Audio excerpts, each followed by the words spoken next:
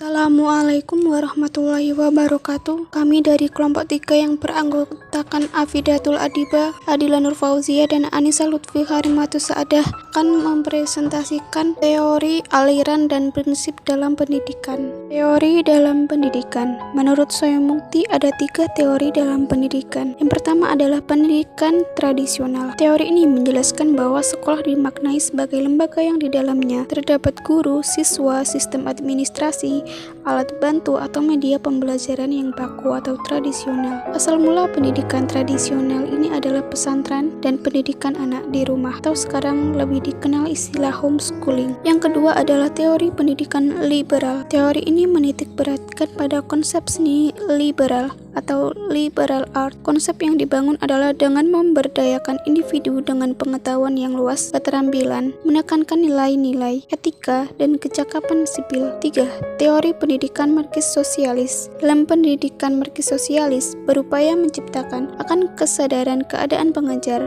dan fasilitas material, ekonomis, dan tenaga terdidik dan terlatih. Semua orang mempunyai hak yang sama, tidak ada diskriminasi. Aliran dalam pendidikan. Ada 4 macam aliran dalam pendidikan. Yang pertama adalah aliran empirisme. Aliran ini berpendapat bahwa pendidikan yang menentukan masa depan manusia, sedangkan faktor-faktor yang berasal dari dalam, seperti bakat dan keturunan, tidak mempunyai pengaruh sama sekali dalam menentukan masa depan manusia. Yang kedua adalah aliran nativisme. Nativisme menganggap pendidikan dan lingkungan boleh dikatakan tidak berarti, tidak mempengaruhi perkembangan anak didik, kecuali hanya sebagai wadah dan memberikan rangsangan saja. 3. Aliran konvergensi. Aliran konvergensi menyatakan bahwa pembawaan tanpa dipengaruhi oleh faktor lingkungan tidak akan bisa berkembang, demikian juga sebaliknya. 4. Aliran naturalisme. Naturalisme berpendapat bahwa pada hakikatnya semua anak manusia adalah baik pada waktu dilahirkan, yaitu dari sejak tangan sang pencipta, tetapi akhirnya rusak sewaktu berada di tangan manusia. Prinsip dalam pendidikan. Yang pertama adalah prinsip relevansi. Secara umum, istilah relevansi pendidikan dapat diartikan sebagai kesesuaian atau keselarasan pendidikan dengan tuntutan masyarakat. Hasil pendidikan dapat diartikan relevan apabila berguna atau berfungsi bagi kehidupan, baik di lingkungan anak didik, perkembangan kehidupan yang sekarang atau yang akan datang, maupun relevansinya dengan tuntutan dalam dunia pekerjaan yang dibutuhkan oleh pemerintah, perusahaan, dan masyarakat. Untuk memenuhi semua tuntutan tersebut, perlu diperhatikan beberapa relevansi. Yang pertama adalah relevansi dengan lingkungan hidup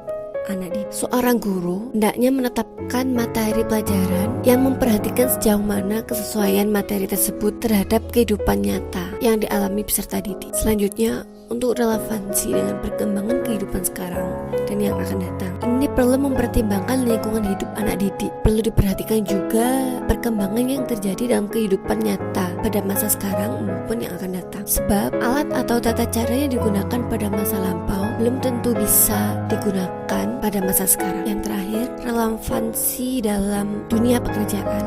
Hal ini, dunia pendidikan harus menyesuaikan dengan lapangan yang ada sekarang. Maka para lulusan tidak akan kesulitan dalam mencari pekerjaan. Prinsip efektivitas. Efektivitas adalah suatu keadaan yang menunjukkan keberhasilan dari rencana yang sudah dibuat. Semakin banyak rencana yang tercapai, menandakan semakin efektif kegiatan tersebut. Dalam bidang pendidikan, efektivitas terbagi menjadi 2, yaitu yang pertama adalah efektivitas guru mengajar. Efektivitas guru mengajar ini menyangkut masalah jenis-jenis kegiatan pembelajaran yang dapat dicapai untuk meningkatkan mutu pendidikan di sekolah. Nasib para guru dan penambahan pengetahuannya harus benar-benar diperhatikan. Yang kedua adalah efektivitas murid belajar. Efektivitas murid belajar adalah yang menyangkut tujuan-tujuan pelajaran yang telah direncanakan pihak pendidik. Untuk meningkatkan efektivitas murid belajar ini dapat dilakukan dengan metode dan alat yang dipandang sesuai pelajaran yang diberikan oleh guru. Prinsip efisiensi. Efisiensi adalah keadaan yang menunjukkan perbandingan antara hasil yang diperoleh dengan usaha yang telah dikeluarkan. Jika hasil yang diperoleh lebih kecil dari usaha yang dikeluarkan, maka kegiatan tersebut dipandang tidak efisien. Pada mulanya, istilah efisien ini digunakan dalam bidang bisnis, dalam melihat laba dan rugi. Tetapi dalam pendidikan, prinsip efisiensi adalah perlunya memperhatikan masalah waktu, tenaga, peralatan, yang pastinya akan mempengaruhi efisiensi biaya yang dikeluarkan untuk proses pembelajaran tersebut.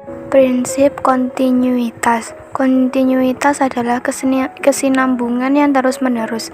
Maksudnya adalah saling hubungan atau jalinan antara berbagai jenis dan jenjang pendidikan. Antara lain, yang pertama yaitu kontinuitas antara berbagai tingkat pendidikan. Dalam menjalankan program pendidikan di sekolah, harus dipertimbangkan hal-hal, contohnya sebagian materi pelajaran yang diperlukan untuk tingkat sekolah yang berikutnya hendaknya sudah diajarkan pada tingkat sekolah sebelumnya, sehingga terjadi kesinambungan yang serasi. Yang kedua yaitu kontinuitas antara berbagai bidang studi.